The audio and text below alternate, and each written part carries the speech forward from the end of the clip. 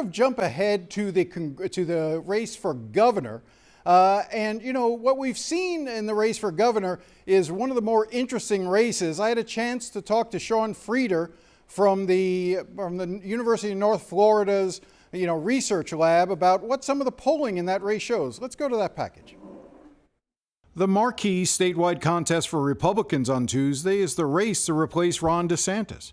Polls suggest Congressman Byron Donalds will be the Republican nominee for governor. He has raised more than $100 million and has the endorsement of Donald Trump. But with expectations so high for Donalds, can he possibly meet them? And what about the rest of the field? Lieutenant Governor Jay Collins and former House Speaker Paul Renner have been slogging along.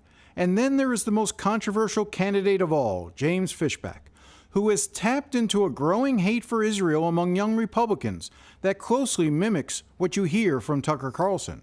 He has also repeatedly referred to Donalds as a slave and a DEI Republican. Where will he finish on Tuesday? I recently talked about the race with pollster Sean Frieder, the director of the Public Opinion Research Lab at the University of North Florida. As you mentioned, Fishback, who kind of came out of nowhere as a candidate, he doesn't have experience in elected office. He's made a lot of controversial statements.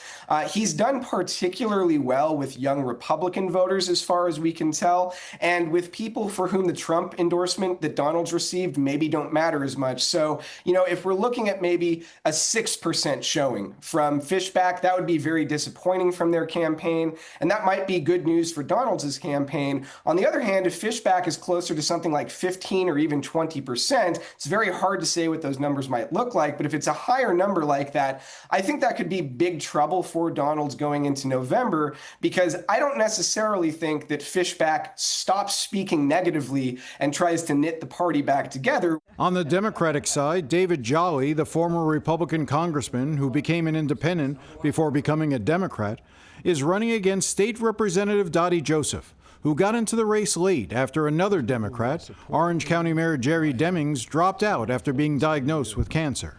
If Jolly does win, his biggest obstacle is likely to be money. He has raised a small fraction of what Donalds has raised. National Democrats are probably loath to get involved.